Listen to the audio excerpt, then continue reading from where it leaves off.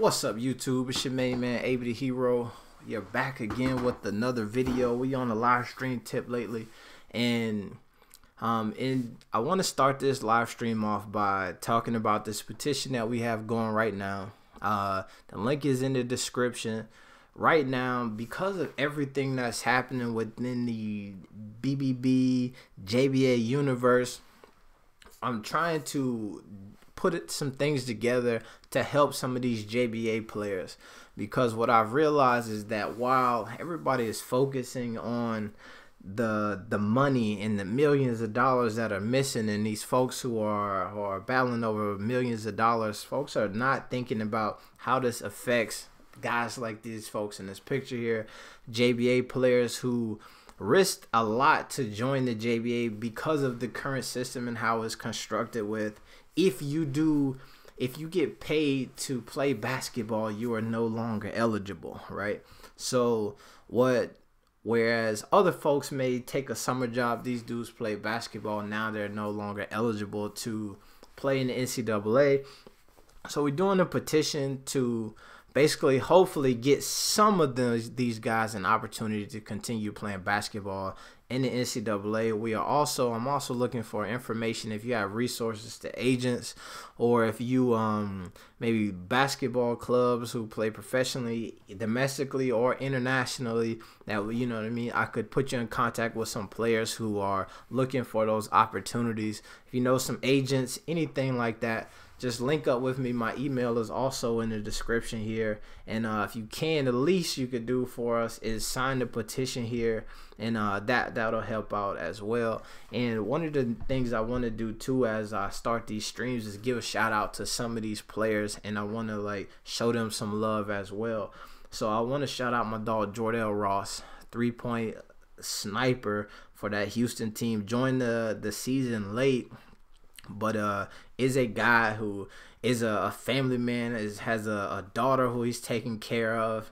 And like when I talk about these folks who are being affected, he is looking forward to the second season of JBA, and for that not to happen, man, really is a bummer for him. A dog Dion Lyle, Hastings, Nebraska. He was a guy who played basketball at UTSA. Instead of was supposed to transfer to another school, but instead of doing that, joined the JBA. Was fortunate enough to play for JBA USA, but then now with all of this stuff is kind of in limbo, figuring out where he could go and play at the next level. He's somebody who is talented enough to go play pro ball somewhere overseas if the opportunity presented itself. Air Jordan J, my guy Jalen Nixon, one of my favorite players, a guy who works hard on both ends of the court, a true hooper, and a guy who's passionate about the game, from Norfolk, Virginia by way of Philadelphia. Just a hooper, and somebody who has the ability to play on the next level as well if given that opportunity. He played ball in JUCO at I think Philadelphia Community College. A standout there, and then joined the JBA, and also was a standout in the JBA, so a lot of love to him. And then my guy Calvin Williams, Houston baller, as well, a point guard, a true point guard, not the tallest guy, super quick, athletic, can move the ball around. He's somebody who his people are very invested in what's happening with his life, and you look at his whole family come from a family of hoopers, and they are guys who hit me up all the time trying to figure out what's going on, what's happening next. And a lot of times, man, I just don't even have answers for that. So I just wanted to highlight those 4 guys today, and then we'll talk about some other things. But once again, if you can, man, check out the petition here, get your signature there. We got 493 signatures at the moment. I'm ecstatic, man, about how many people have jumped on this and started sharing this and like acting. You know what I mean? There are some folks who have a ton of questions, which that's cool too, but we're in the action phase at the moment, so I wanted to show some love to those folks before we get this whole thing started. And now, what's happening, my people? It's your main man, AB, man. We are here coming to you live from the De La Casa Let me hit this up, man. I didn't even see it. That was set up right. Okay. Oh, there we go. So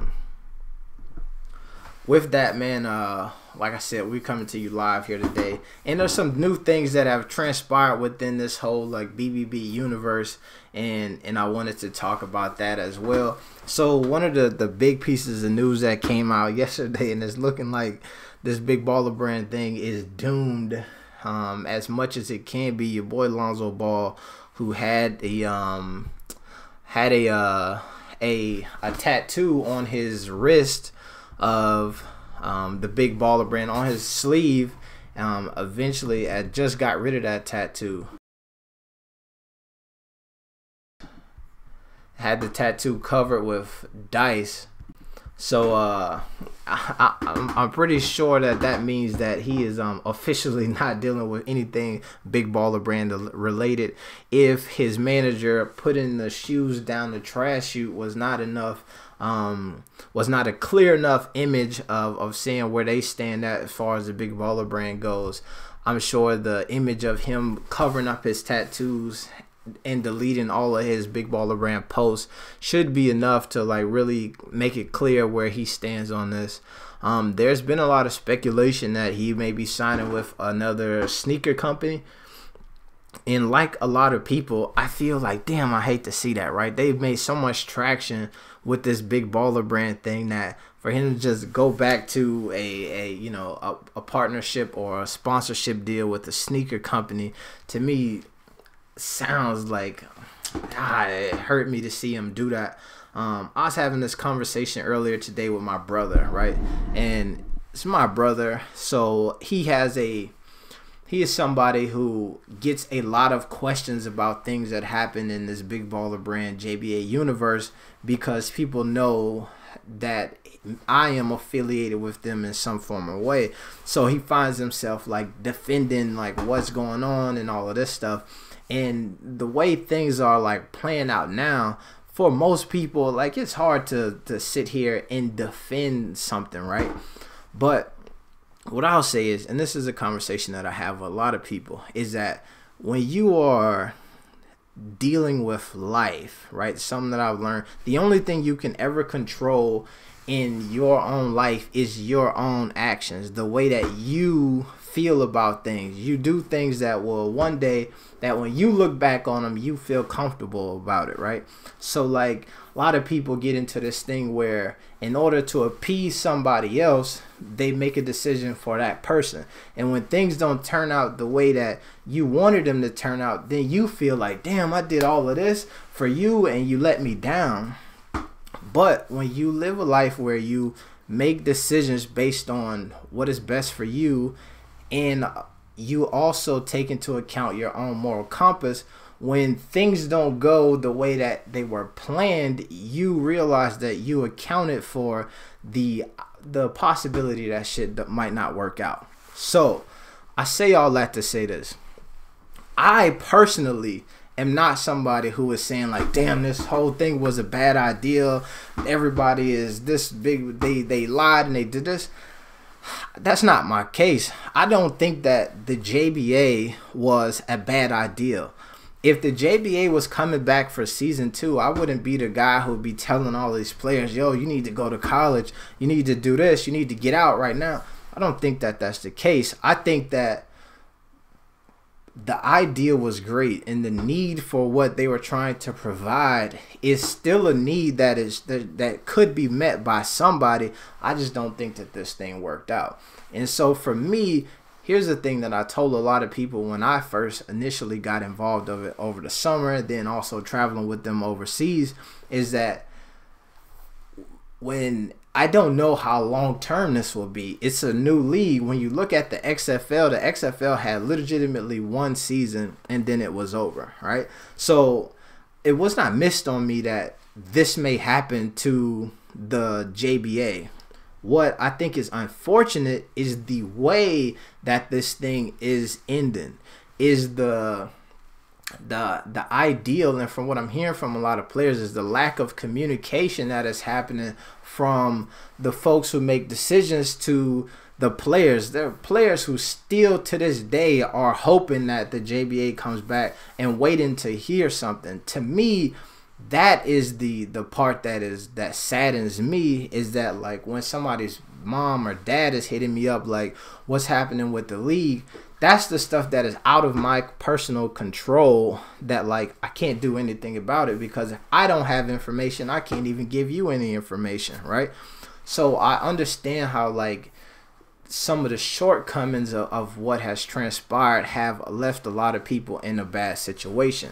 So I also realize that there are flaws to the current system, which is the NCAA and all of that stuff, right? Those are things that I've been talking about, and those are things that there's reasons why I felt like the JBA in the first place was a good idea. And right now, this is a prime example of like legitimately most of these guys who played in the JBA only played at the max 11 games of basketball if you made it all the way through the finals in the summer, right? If 8 regular season games and 3 playoff games, and if you lost in the first round, you only got 9 games. And most of these guys didn't even start through in the first game. The guys who played for the LA Ballers, who came in halfway through the season, played the back half of those games. You got guys like Jordan Ross, who I showed, who started the season a little bit late. But they even play 8 games.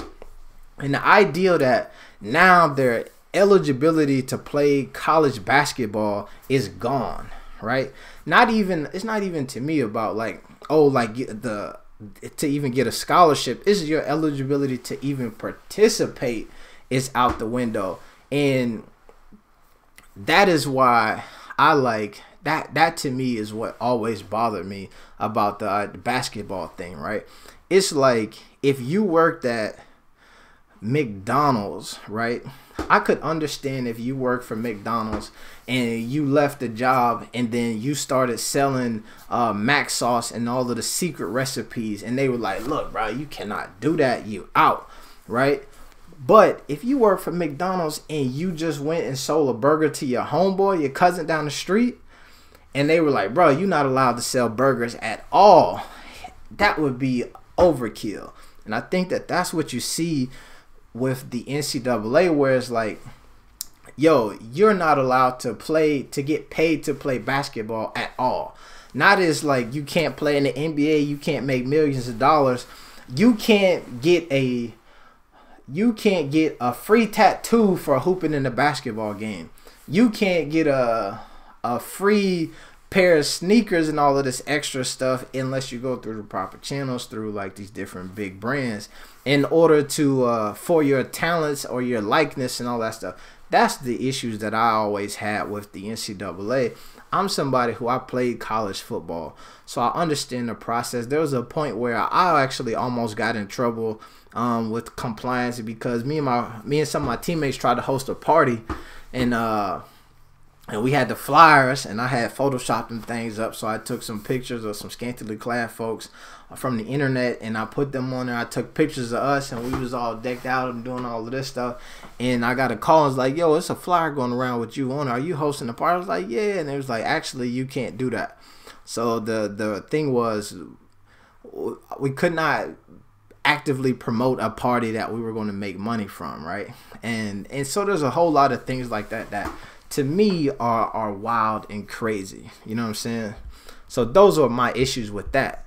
But like a lot of players who have played in the NCAA and then go on to play professional basketball, who have been vocal about how they feel about that experience and how much money they made, I feel that same sentiment. You take a guy like Ben Simmons, who played for LSU, first pick in the draft, and immediately started talking about how his college experience felt exploitative, right?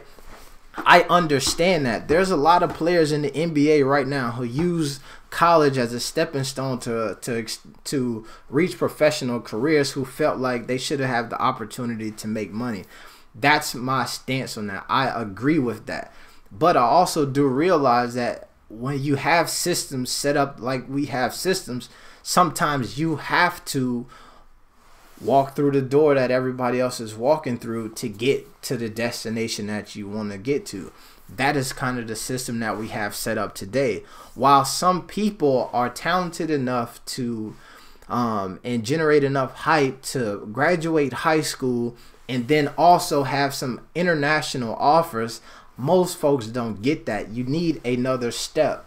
That is what I felt like the JBA was trying to provide, is these guys with enough exposure, right? Facebook live streams, a basketball father who is an icon of basketball in his own right as a supporter and a sponsor.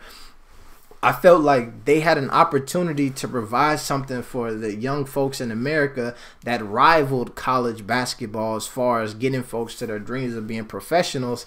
But as we've seen, it doesn't look like the long-term plan for that is panning out.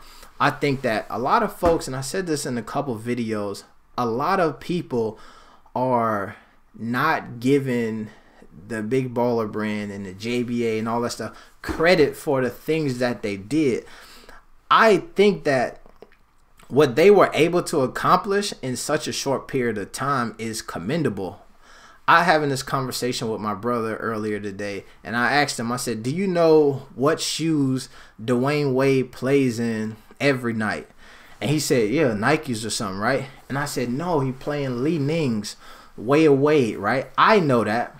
But I can guarantee you that there's more basketball fans throughout the world who can identify a pair of Big Baller brands before they can identify a pair of Dwayne Wade sneakers. And Dwayne Wade is a solidified Hall of Famer. He's somebody who face value, you probably more people will recognize him off his face value than they will if you put his insignias or logos or branding on the table compared to the Big Baller brand. So the fact that they are able to accomplish that, I think, to me, is a W, and it shows that they are on the right track.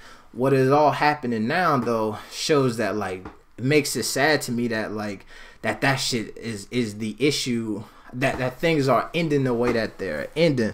But I do think that, man, they were on to something, and I hope that this doesn't deter other folks from trying to, like, provide an opportunity like the JBA was providing. So that's kind of, those are my thoughts on that. So that's the conversation that really me and my brother were having, and I just was like, yo, he was like, man, I don't know how to feel about it. I don't know what to say, because, you know, people trying to now jump out the window about how they knew this was going to happen the whole time. And the truth of the matter is, most people knew that they were not going to do anything. Most people knew that nobody was going to buy the clothes. They knew the JBA was never going to start. They knew that none of these players could really hoop. They knew a lot of things that actually didn't happen. Nobody predicted that they were going to break up over some money that was potentially being mishandled. Like, shit, that shit is over my head. I didn't see that one coming. So it's kind of crazy to think about. And man, I'm gonna give y'all some shout outs for tuning in, and we'll see if we can get some of these questions answered. Let's see. All right. Mr. Sugar Dove, what's up? He in here. First person, man. Respect. Calvin Williams, what's up? Calvin Williams, my guy. I just gave you some love for sure. This gotta be April Fool's joke. Why y'all beg the NCAA? First of all, that's what I'm saying. Somebody said that to me. It's not about begging the NCAA. It's about, like, I think it's a petition to, like, rectify something. It's not an amazing experience. Nobody will say, like, yo, playing. It's just the ideal of, like, for one, the NCAA shit is, there are some barriers to entry to that doesn't work for a lot of folks. And it's not necessarily like your talent and abilities. Sometimes it's money. Sometimes it's academics. It's all of that. So the ideal of having another way to make it to a long professional career, to me, is dope. I think that, so that's what I feel like a lot of guys I feel like that's one of the reasons that made this JBA thing a great opportunity. But I also feel like there are some guys who like played in the NCAA and made a choice to play in the JBA because they were looking at this as a chance to create a blaze a new path. And it sucks that this path that was blazed like was torched, you know what I'm saying, in front of them. So it's not even about begging, man. It's just about asking or trying to get these folks an opportunity to continue playing basketball. For me, if there was I would prefer to have an agent or have agents come through, grab these dudes, and then get them on pro teams all around the world. That would be the #1 thing. I also understand that like some of these guys need time to develop their game, and like that's the space that I would like for them to be able to at least have an opportunity to develop it in that way. It's not even about going D1. To me, honestly, it's not even like this thing of like, man, I want them to go back and get these degrees and I want them to do this stuff. I think that that's an added benefit to being a NCAA player. But I also think that like if your goal is to play professionally, which a lot of these people who jumped into the JBA, obviously that is their goal. Like, how do you accomplish that? What path or what route can you set up to get to that goal? You know what I mean? And so when you're thinking of that, I feel like you're supposed to weigh all options, and I just would love this to be an option for them to have. It's a symbol of blacks having their own. Bum, bum, bum. Mr. Sugar says BBB is trolling. This is what I'll tell you. If BBB is trolling, then like that's a messed up troll. Like if like 2 days from now, like April 1st, it came out and it was a joke and they were like, haha, we was really just playing with y'all. To me, I feel like that would bother me on another level. Like there's so many people, like I'm saying, who are affected by this, who are sitting around thinking to themselves like, damn, like what am I gonna do? So for them to be like, haha, this was a joke the whole time, to me, that would be like the ultimate betrayal. Right now, it seems as though he'll look back and may regret living up to brand, but right now it seems as though breaking away from BBB symbolizes his breaking away from his father also. BBB was his LeVar's vision and not his. I don't think that he's breaking away from his father. I think that that's something that the media is trying to put up, but I don't think that I could see where there may be some disappointment that, like, you know what I'm saying, your dad's friend is the one who maybe caused this rift in something that they had going. But in knowing all of them, I don't see a world where they're like, I can't mess with my dad no more. They're too close for that. Their dad has done a lot for them over their whole entire lives, and so while they've made some wild decisions, I can't imagine that this would be causing a rift between the actual family. Yeah, but Melo, Joe, Zoe, and JBA players need to use this window to throw BB on the bus so they can have their future back. And shit, man, maybe you know what though? I feel like when you say something about like if this was a conspiracy theory that this is all like a hoax, that would be an intelligent hoax to do, of like we just gonna throw the whole brand under the bus and then hopefully get the boys back into college or whatever. But I can't see that happening either. That would be a crazy bet to make. BBB need to keep going. JBA need to keep going. Support black business for sure. I think that it should keep going too, man. I think there are actually folks who I've been talking to who are interested in buying the intellectual properties of the JBA and trying to continue it. I think that the only issue with that is like the JBA is a traveling league. So there's not like a solid, like if you if you actually own the JBA, all you really own is the brand of the JBA and obviously player contracts. But like there's not like a it's not like actual real estate tied to it, you know what I mean, or anything like that, or honestly there's not even a true employee structure that you would be buying, or like a production company. Like a lot of these different leagues, like if you bought the NBA, like the NBA already has, you know what I mean, a lot of deals and things set up that would allow it to just run smoothly regardless, that you wouldn't have to take into account like uniforms and all that crazy stuff. But let me see. Dom King, what up, man? Tech Warriors, Almighty Taco, what's up? Also, I want to say something. So the JBA had this. Oh, I was just about to say this. This guy, Black Minowa,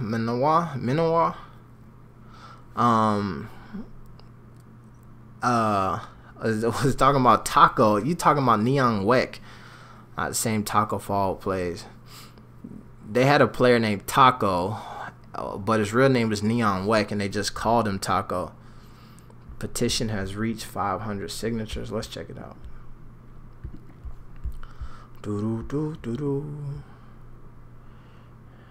498 is where I have it at right now. But that's dope, man. For one day, I think we did this last night, and for it to be at almost 500 at this point, I think it's super dope, man. I ask that y'all share, you know what I'm saying, that the petition page and all of that. And like I said, man, for me, it's more about resources. And it's more about resources. So if you also know some people who would be interested in networking and working with these JBA players, man, definitely send those resources over as well. All right, CMK say, AB, I think the issue that people had with the JBA was the intent of the league was purely to showcase Jello and Melo ball. It was not started with a viable long-term strategy that could sustain. All right, so here's what I'll share with you, is that from what I know and from what I heard from the people who like started the JBA, is in all actuality, the JBA started with the ideal that Jello and Melo wouldn't even play in it. So like the JBA initially was supposed to just be for other kids, and Jello and Melo was supposed to continue to play professionally in Europe. And then obviously, if you know how it was obvious to tell how Melo felt about his time playing for Lithuania. And then so the conversation came up of, why would we send him over there to bring all of this clout and attention to a team overseas when we have our own league of young professional athletes? And then once they got interjected in it, obviously at that point, it became more about like a lot of the focus became about them. And then if you think about where the JBA started, Jello didn't even join the JBA until after 4 games, when Melo's team was falling off and wasn't going to win it. And then it became, hey, you gonna have to go play and help your brother win. Then that's when Jello got entered into it. So because when the JBA actually started was the same time Summer League was happening. So they didn't want Jello to play in the JBA. They wanted Jello to play in the NBA G League on the Summer League. So I do hear that a lot of people say that it started with the intentions of promoting those brothers, but I will say that I don't think that's what it was. I do believe that once you started looking at the analytics between like games that people tuned in for, or Twitter posts or Instagram posts that people interacted with, it showed that most of the fan base of the JBA was there to watch Melo and Jello play. And in those games, you had greater attendance. You had more folks tuning in to watch live. So then once you got that, it becomes the question of, do you continue to put money in all of this other stuff, or do you focus on what's working? So I think to the outside perception, it looked like that, but I think that people also only were looking for content that featured Melo and Jello. If you go back to the Instagram of the JBA, once I did a lot of those videos that featured some of the other players, like allow me to reintroduce myself. My name is, and we started making those videos to introduce these extra other players to the JBA. One of the reasons why I got to go travel to some of those training camps was to make content and to show the other players. Melo and Jello were at none of those training camps at all, you know what I'm saying? Or the JBA tryouts. So like, I think that a lot of people feel that way, but I don't think that that is actually like was actually true. I will say that I can see how like once it jumped off, like they became a focus, because obviously it's like the same debate when what's it, Doc Rivers' son played for the Clippers, and you feel like, damn, he just gave his son a job because that's his son, which is probably true. And folks on the team then start taking issue when your son gets some extra minutes. They don't feel like he got it, and that shit just becomes more glaring. You get that shit becomes magnified. So that's my answer to that question. So the JBA had a player named Taco, but now, yes, I feel like these kids were taking advantage of LeVar, making promises that they would be given opportunities to work company if they never made it. I don't think that I think when you say taking advantage, that means that they were intentionally told that and knowing that it was a lie. I don't think that that's the case. I think that that was something that they honestly, truly felt like they were going to do. But like many things, sometimes it becomes harder than you expect. And I think that even if you look at the transition of this year from JBA over the summer, JBA USA, and then Melo in the high school, I don't think that anybody associated with any of this predicted Melo going to go back to high school in Ohio once this is over. So, like, nobody predicted that. So, I think that that's one of the things, too. So many things happened that were not a part of the plan. So, let me see. Globetrotters was a traveling league that's what made the NBA. See, the thing is, the Globetrotters is a traveling team. So you got 15 players. What I said, I made a video about the JBA USA and why that works so well. Is you just got 15 players and you could travel around and play different teams who are already established. Obviously, the Globetrotters actually sometimes has their own like team that they play against, the Generals, the Washington Generals. So you maybe then have 30 players who can travel around and play each other and people go to watch. But when you got 64 guys and it's a whole season, that makes it very difficult to do. No, it's about family. We can't have nothing. Who have you talked to in the family, AB? What they saying in the family? I haven't talked to anybody in the family. I've talked to folks who like have talked to people in the family, but I will say that I believe that they're keeping a lot of this stuff really tight and hush hush.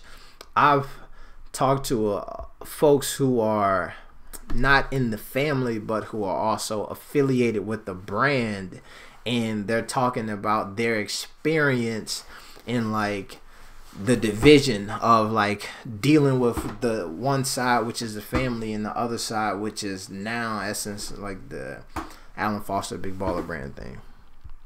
Globetrotters traveling league, that's what made it. Look at the history of the Globetrotters in the NBA. Well, I have to check that out and see what it is, because the only thing I know about the Globetrotters is that, you know what I'm saying, the actual team that travels.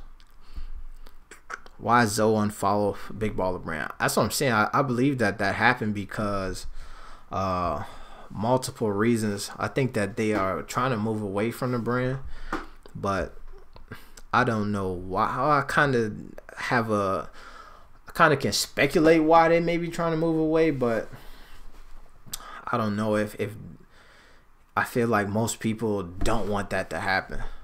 Starborn 007, what's up, my guy? If you don't know, your past and future will confuse you. That's a big fact. Do you think someone will buy the Big Baller brand and continue building it where it left off? I think that the tough part about that is that brand is so based in that brand is so much based in like the family. Like if you look at most brands, right, they have a brand concept or a brand story or a brand identity, and like they can tell you why the name is what it is and what it represents. And when you look at the Big Baller brand, you got the 3 B's, and they break down to you like the B's and how they stand for each one of the brothers. So I think that when you take the brothers out of that, then like you lose what makes that brand so strong. So somebody could buy it, but I think that if they bought it, what they would really be buying is infrastructure and like ideas, right? Because they do have employees who work in the warehouse. They have processes. They have that as far as the brand goes. So I could see them buying that. ESPN said Allen has been cut from the Ball in the Family seasons. I heard that as well. And so I can imagine that that's a true thing. I talked about before that what's funny about that is and honestly, when I think about when people say like this could be a hoax, I think could potentially hold credence to that, is that from what I understand, that Allen was never supposed to be on the Ball in the Family show in the first place. His inclusion in that show was simply because the boy's mother got sick, and they wanted to have another adult in there to kind of interact with LeVar and work with the family. But Corey Rivas, BBB, very sad story. All good things come to an end. So that's a fact, man. That sucks that that's the world we live in. I think that he must have, if why Lonzo deleted every pick of with LeVar. I feel like, I'm not sure about this, but the best answer that I heard to that question was there's not many pictures of LeVar where he don't have a big old BBB slapped across his chest. So I think just scrapping BBB from his profile in that way may have been like an unintended consequence of deleting all pictures of LeVar as well. This is though, but we wouldn't know about the Ball family without LeVar. Now everybody on him. Not saying he's perfect. I don't, and this is the thing is that Starborn, I don't think that you've heard Zoe say anything negative about LeVar. I don't think, even in the reports, it wasn't Zoe was cutting ties from LeVar or he upset with his dad or any of that stuff. I think that the family is solid. The family is straight. And I think that there are some other issues that may be at play here that we don't know about. But I don't think that the boys like have an issue with their dad. What's good, Jesse Martinez? I continue with the brand, and the boys will separate from him. You know what's funny is I could see. Nah, I can't imagine where they would be removing tattoos and all that stuff if LeVar was just gonna run the brand. I don't think that I can't see that happening, because I'd imagine that at least if he was going to take over, then they would still support it in some way, if not being like we gonna be signed to it and be the sole spokes covering up tattoos and all that stuff. If it's back to just where it was at some point where like the dad was in charge.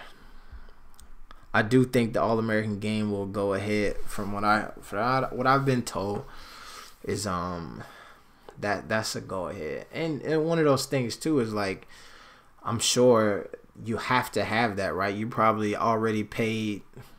If you put on an event like that, how much money do you think you had to put up in advance to make that happen? So to just cancel that, you'd be losing a lot of money just leaving it on the table. I'm sure you had to rent the venue. You got flights for all of the players. If you brought media out, all of the staff, all of that shit you already paid for. So to just be like, hey, it's done now is crazy. Cite from his Insta bio. I believe that he did that. But shoot, man. I wanted to just hop on here and talk about that real quick. Also, man, I want to bring this back up for a second. If y'all can, the link is in the description. Go ahead and sign us here. Petition, man. Show some love.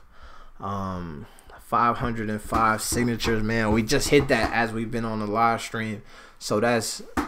Oh, it ain't even up. Sorry. Bam. So we just hit that 505. Oh, it just... There you go. Let me see, it's counting up. 505 supporters. It'll get there on the live stream. Let me see. Actually, man, you know what? Stephen K says, what are your thoughts on Charles Barkley comments about LeVar and Allen piggybacking on Lonzo's success, fulfill their own dreams of creating their own success company and becoming rich? I actually have not heard those comments. I seen the headline for it, but I didn't click on it. It was too early in the morning. I don't need that like negativity in my spirit that early when I seen those comments, so I didn't click on that. But I think that that's crazy. I think that Charles Barkley is like acting as if families of NBA players don't benefit from their family member being in the NBA or a professional athlete. And like, in the event that let's say if I play professional basketball, and yeah, Charles Barkley just don't like LeVar anyway, but if I play professional sports, right now, I would, if my dad wanted a business or a restaurant or some shit, I would, if I got the cash, I'm gonna kick that down, right? Go ahead, start your business. You know what I'm saying? Do something. You got an idea. You want to create a movie. You want to be a creator. I got you, Dad. That's just what family members do. So you can tell from his comments and what I believe that he said. I'm not sure. Like I said, I hadn't heard him. That like he's twisting the narrative to be something negative. They just piggybacking off his success and whatever. When, to keep it real, a lot of people have, if you've been following this, you can tell where LeVar's actions have contributed to a lot of Lonzo's success. Just the hype around him and getting him to the Lakers and speaking all of that stuff into existence and being somebody who's out in front taking a lot of shots. What I liken to what their situation was is what you see from guys like Floyd Mayweather or Conor McGregor, who what they managed to do differently than anybody else in those sports, and what makes them rise to the top is that they can talk the trash and they can back it up. They have the boisterous personality to say things that's going to get underneath your skin, allow you to take shots at them and not emotionally be affected by it, and then also perform on the court. I think that their dynamic created that in two people instead of one, right? Which a lot of folks wish they had that. Whereas if you go back to like even boxing, stick with the boxing analogy, folks like the Don Kings and those promoters who would get out there and talk shit about their fighters, the Mike Tysons and all of these people, and hype up these events, and then all of a sudden you'd be interested in it and you'd acknowledge how great this fighter was because you were told that he was great by this great promoter. I think that's what you got from this big baller brand dynamic, where you had LeVar out here being boisterous and talking, and then you had Lonzo, who was on the court putting work in, LaMelo, who was on the court putting work in. I think that a lot of folks don't they overlooked the fact that the mystique between all of those guys was the mystique between all of them was that there were three brothers who were dominating, right? It wasn't just Lonzo was out here killing. He was killing. He was a top player, but it was also dope because he had a little brother who was killing as well. And it also added that then he had this dad who was boisterous and a personality and who could be everywhere. So that I think that's the dynamic. So when you hear guys like Charles Barkley who come at it with this strictly negative perspective, what they're doing typically is trying to avoid just the realities of the context of it and like why that shit actually makes sense. AB, were you invited to All-American game as media or as a commentator? No, I didn't. Honestly, nobody even like they reached out to me to be like, hey, you trying to pull up or come through, but also didn't want to like, I didn't reach out to like say I wanted to come through either. So that's kind of where that is. I think that because I like last summer, man, we traveled all over the United States for like 2.5 months. Then we went all over Europe for 2.5 months. And then I came back and I went to Mexico for like a week. Like taking the trip to Vegas just didn't like, I wasn't like 100% interested in it. If they would have hit me up and been like, bro, you trying to go? I probably would have like weighed it as an option, but it wasn't something that I was like, damn, I want to try to make sure I make this happen. They knew this is going to the JBA look at Melo. He can't play in college either. Here's what I'll say is with that. I don't think that the goal was to eventually get Melo to play college anyway. I think that certain things happened that made that like something that might have been necessary. So like nobody was thinking like eventually we're gonna get Melo in college and all of that. Nah, I don't think that was the issue. I think that in a perfect world, Melo would have just played basketball overseas until he was eligible for the NBA. I think what hindered that is the fact that he never actually graduated from high school. And the truth of the matter is that's just not a great look to have this guy playing who to like set the precedent that you could just drop out of high school right now and then you can eventually end up in the NBA if you're talented. So I think that was one of the issues that I feel like him having to go back to high school and him doing what he did in high school like answered. But LeVar, a huge reason that his kids they are both socially and physically, are where they are. Exactly. I'm sorry. LeVar is a huge reason that his kids are where they are, both socially and physically. I think it might have just gotten out of control. Like it might have ruined Jello's chances of going pro. I don't think that it ruined Jello's chances of going pro. I say that before. I think that obviously the incident in China really hurt him bad, but I feel like from what I know, like they haven't really tried to make him pro like that in a long while. Like right now they may be trying to work out which team he gonna go to up for next season, the summer league, but it's really since Jello left UCLA, it's been 2 seasons, right? It happened let's say 2017 is when he left. 2018 just happened. So I think that he still got some time. He's still young. He's still like 18 or 19 years old. For him, it's just about getting on somebody's court and proving that his game is ready for the pros, or developing his game more to be ready for the pros. But I don't think his shot is ruined. And also, I do think that if they sign a deal with a different sponsor, then like it's more, all 3 of them gonna sign that deal. Now maybe they give each one of them different amounts of money, but they all gonna be signed regardless. And I think that when you have that extra boost, it may behoove some teams to like give him a shot, or somebody may be able to call in a favor, and you'll see him play basketball again. I hope if Lonzo goes to another brand, he tries to take ZO2 brand with him.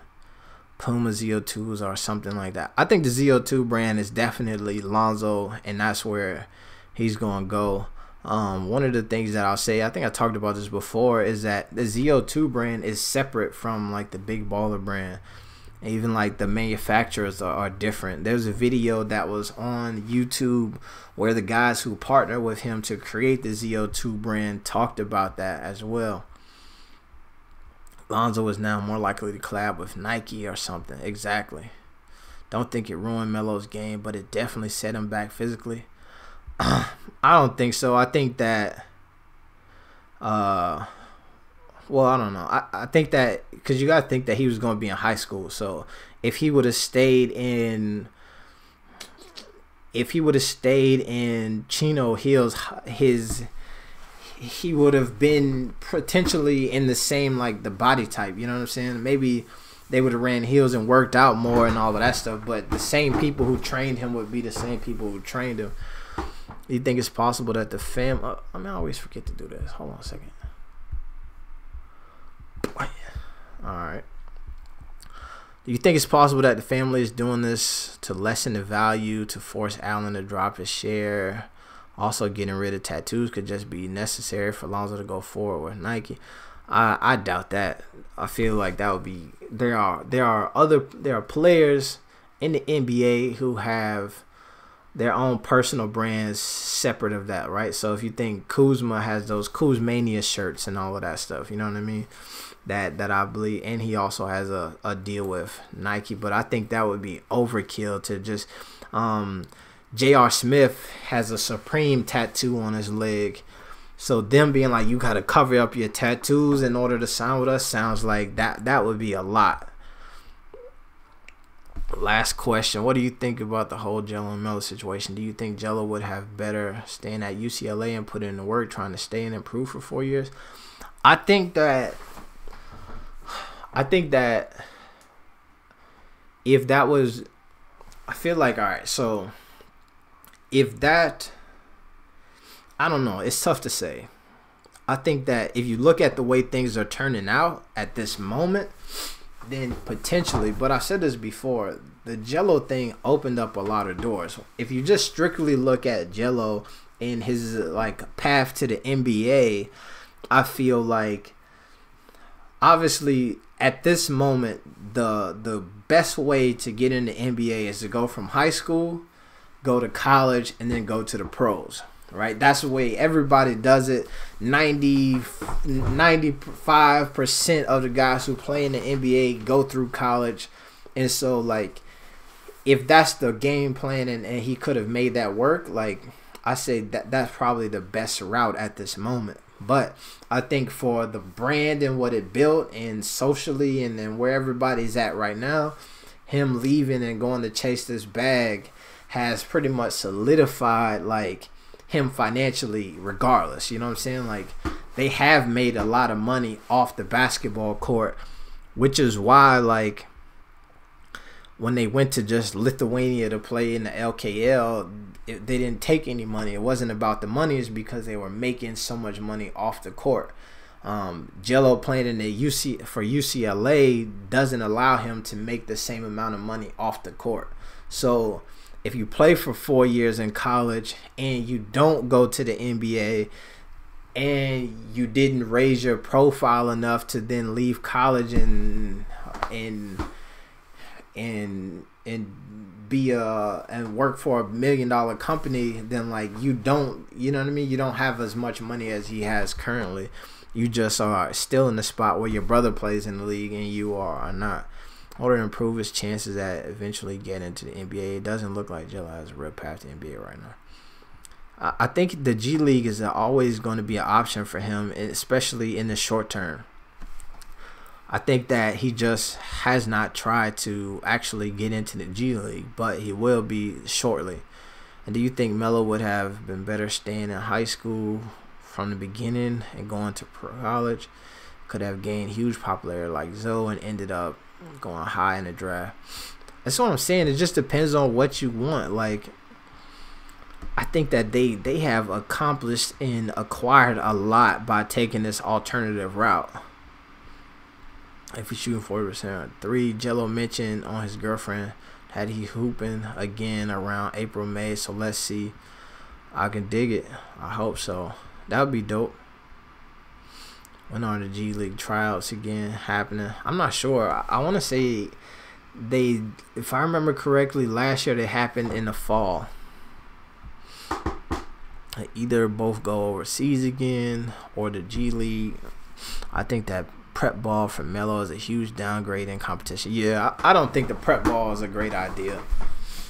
I think that if it's about the money, right? I think that this was the thing that people miss too when they talk about this situation, is that the reason why folks want to play professional basketball is because they want to get paid to play basketball, right? You can love the game of basketball, but the truth of the matter is, if you just want to play, you can go to the YMCA, you go to 24-hour fitness, you can go to the run and shoots, you can do all of that.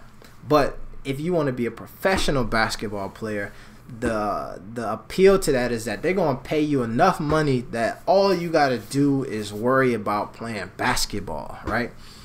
And the truth of the matter is that at least when they had this brand up and running, the TV show and all of these things, like, they were making enough money to where they could just focus on playing basketball. Like, they could go play for free somewhere and still be sustained enough to just play basketball. So where I think the prep school thing is not the great ideal is because you can't be paid for playing basketball while you're playing prep school. And I think that if the brand is shutting down, like, you also can't have a Nike deal and be playing prep ball. At least I don't know, like, if what the rules are, if you have to be still considered an amateur to play prep ball. But I can imagine that you can't sign a Nike deal and then still play prep ball. But if you go play somewhere overseas, you can get the bag. Obviously, the bags in Europe and certain countries are pretty big. Millions of dollars they'll pay you to play basketball. I think Melo could fetch millions of dollars to play basketball somewhere overseas. Jello, I think he does have a BBB tattoo on his leg. I'm not sure, though. Ball in the family, we talked about that. So I'm saying, I think that what is happening, I think what is happening is it'll be interesting to see what happens with the water. All right, so both those questions, I'll answer that. I think that the reason why you may say, you know what, we done with it and ditch it, is because even though you've created a lot, right, it's not at a place where, like, it's just running smooth and shit is easy and, like, we got all of these people hired and all we got to do is sit back and collect the bag. Like, we got a CEO who's running the company and he handling it, and all we got to do is be the face of it. Like, it's still in a building phase where, like, they still need people day to day putting in work, creating strategies and executing those strategies. And I think that when you're in that space, right, and I said this the other day, is like, and this is all speculation, is like, if you think about it like this, if me and you working together and we tight, and I find out that, like, you hit me over the head, you know what I'm saying, for a little bit here and a little bit here, then what's the probability that the other person you working with over there, that you ain't hitting them over the head for ooh-wops, right? So now we get you out of the picture, and then everybody who you've been hitting over the head is like, yo, pay up. I think that you can realize that, you know what, man, we at a place where we still ahead a little bit. Let's just cut these losses for the shit get too crazy. I think that may be it. I think that also, like, a dispute between, like, who owns what and how much is you owe me and all of this stuff could be enough to just be like, we ain't gonna deal with it. And then also when you got, if you think about when Zoe was coming out of college, it was reported that Nike was offering him $20 to $25 million deal. So it's like, you might can cut and just ditch the brand when you know that you also got an extra $20-30 million chilling somewhere. Because despite the fact that Zoe has not played a lot and been injured sometimes, it hasn't like been like as great as predicted. It is proven that the brand and like his brand is one that attracts eyes and like can move customers to purchase things, i.e. we see the popularity of the Big Baller brand. Like real. AB, do you think the brand was created too soon? I don't think that was created too soon. I think that that's what it is. I think there's a gift and a curse with this, right? Of you start something and then all of a sudden it blows up. So like it's dope that you started it in a time where you were the hottest and you can make as much money off like your hotness as possible. The issue is that when you blow up, if you blow up when you're too small, it's hard to like expand fast enough to keep up with the hype. I think that like that is that's something that like is a great problem to be like if you're a brand where like we got so many customers and so many orders we can't even fulfill them all. So I think that that's a dope time to start. I just think like if you compare that to LeBron James and his homeboys and how their role was, where they're all moguls now, but they grew to that over time before they all started all of these different companies and became who they are today. And so I think that like that's also part of the reason why I don't think you see them just being like, yo, we gonna take it over, because they probably have not had the time to grow into like into a place where they can just run it as smoothly as they could. And then also I would have hella trust issues to then just hire somebody else to run it all again. Collab with Kanye West, or was that never gonna happen? I don't know, man. The Kanye West collab, obviously that's gonna be tough because Kanye was with Adidas and they were not. I think that the true nature of that agreement was more along the lines of providing advice for how to like operate in that space of business than like a product with like a Ye's face on it or something like that. Right, because I talked about this in the video before. If you really look at Kanye West's trajectory of his apparel line and where he's at today, there was a point where he was looking for help.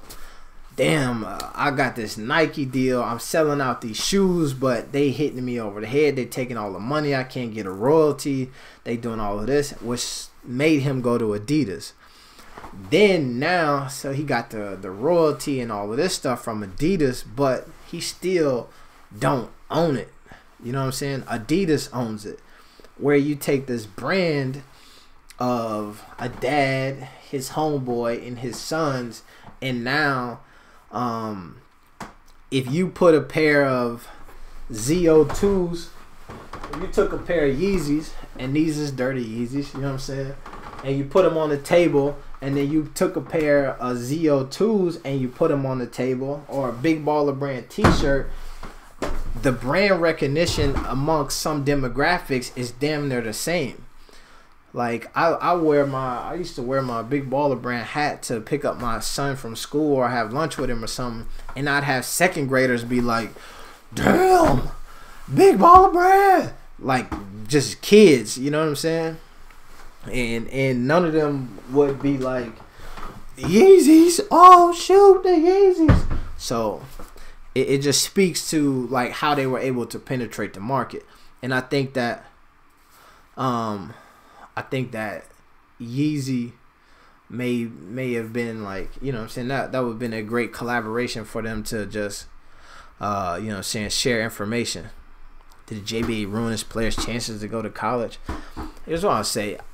I'll say this, and I've been saying this for a long time. I don't think that the JBA has ruined anybody's chances to go to college, because I think that the rule that makes them ineligible to play college ball is not a just rule.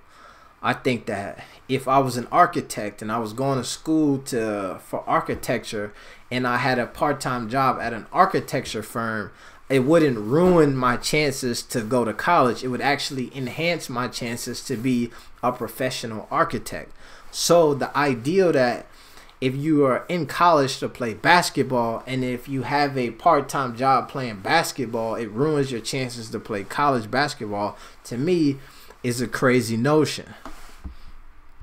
Or stick by their dad, because without him they wouldn't have what they already have. That's a fact. I hope people aren't getting into their ears. I think that they pretty strong-minded to not let this turn them against their dad. I think LeVar, man, did a great job of helping them like nurture their skills and get them to a place where they are today. And I hope that they realize that, and I hope that nobody would be in their ear saying, damn, you know what I'm saying, while your dad did all of this positive stuff for you, man, in the past couple of years, he probably made some bad. I hope nobody would do that. This story will be on ESPN 30 for 30 in 10 years. I could see that happening. And honestly, I would say that I believe that how short our attention spans are and how quickly we forget and how quickly things become old, I believe that it'll be a 30 for 30 faster than that. You know what I'm saying? Shit is throwback nowadays, like within a couple of years. You know what I'm saying? Speaking of Yeezys, the first Yeezy with Nike right now is damn near throwbacks if you pull them out. You don't see them shits nowhere. So interesting there, man. But shoot, man, we've been on here for, let's see, a solid hour and 8 minutes. So we did our little bit of time today. Let me hit that for y'all, man. Pump y'all in there. Screen cap. Let's hit this transition. All right, so man, make sure y'all sign over on this petition here, man. Show some love to these players. Link is in the description. Share that link, man. Tweet it out. Share it on your Facebook. Email it to friends. All of that stuff. Text it to your people. All of that stuff, man. Let's put some work in. It's the thing that I've been saying. Folks will hit me up and I'm like, oh, I can't believe that. Xavier, what's up, my guy? Is that Xavier, or is that Xavier, different Xavier? I don't know if that's my boy Xavier or not. One of my best friends from back home, his name is Xavier, so I wasn't sure. Hey, bro, send me your email. I have some vacations I'm going to send you for. I don't know what this is here.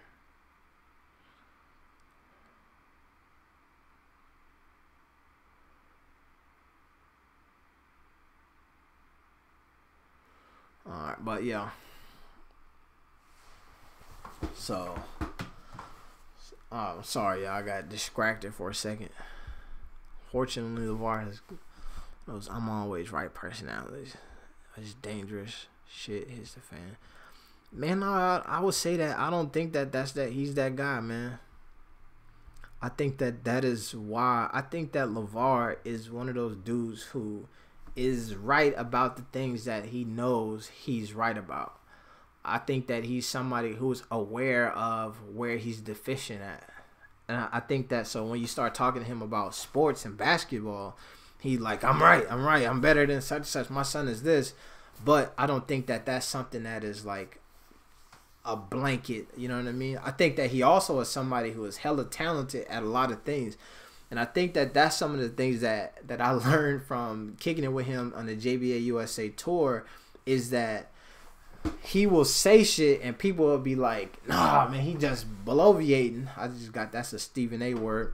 But like, I remember one time they were saying he was crazy because he talked about his ability to dive. He said he was a better diver than Greg Louganis or something like that. And like, what's so funny is then I talked to his cousin, Coach Dor Balthazar, who then said, like, what was crazy, that big dude LeVar get on the diving board and start doing a triple gainer and hit the water and no splash.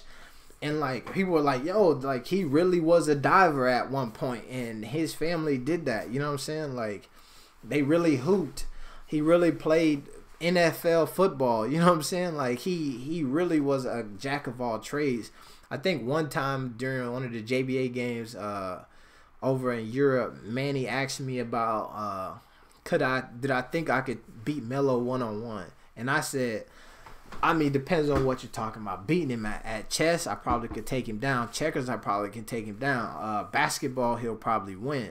And LeVar, like, listened to that and was like, man, I didn't know you played chess.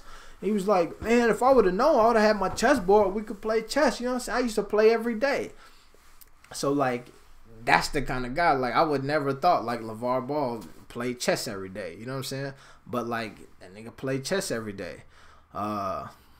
Like, and he is a competitor. I watched him play dominoes versus the coach Chuck O'Bannon, and he like is talking trash and slamming them bones down. You know what I'm saying?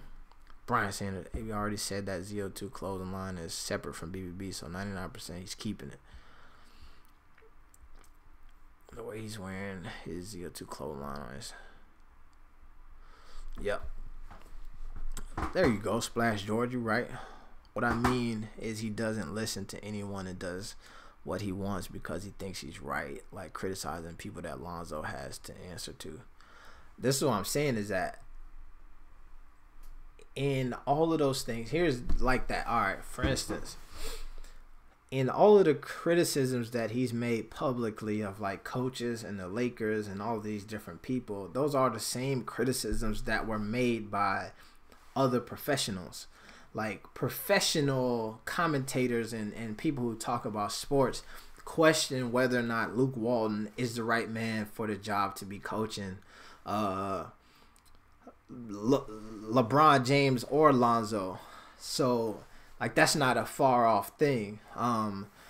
Like the ideal that like he made some critiques on Magic.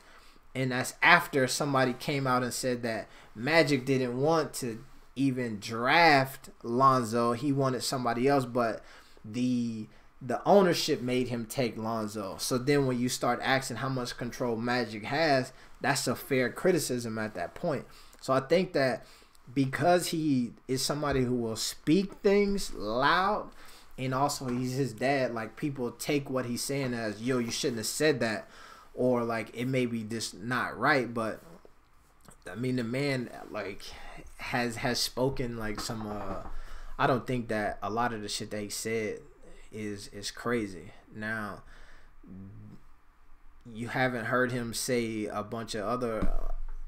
So that's what I'm saying. Yeah, when it comes to sports, he just opinionated and just believe he always right for sure. But like. That's most people when it comes to sports. I think that other real life things, I don't believe that he's that type of guy. People like to discredit LeVar because being a hater is in thing to do. That's a fact. Being a hater is an in thing to do. And I will say, and I talked about this on a past stream too, I think the distinction between constructive criticism and hating is like criticism is, you know what I'm saying, like, yo, I don't think you should wear that shirt right now because, you know what I'm saying, it's a little too tight. You know what I'm saying? Hating is you ain't gonna never be able to wear that shirt because you too fat. You feel me? Not wearing it right now because it's a little too tight, meaning that you need to get out here and put some work in and slim up so that shirt fits you accordingly. It's different than your fat ass ain't gonna never be able to fit that shirt because you could fit that shirt if you know what I'm saying, put the work in to fit. To me, that's the difference between hating and providing constructive criticism. And I think a lot of people get caught up in hating and not necessarily constructive criticizing. But yeah, so I'm about to hop off here, man. I appreciate y'all for tuning in, man. I'm gonna hit y'all with one of these one more time for the culture. And also, man, I done forgot to switch this thing back here. So But yeah, so I'm gonna get off here, man. I appreciate y'all stopping by and sitting in on these live streams with me, man. We're gonna keep these things going. And you know what though, man, I'm gonna probably get back to just doing some recorded videos as well, talking about all types of different things. I will continue to highlight some of these JBA players, man.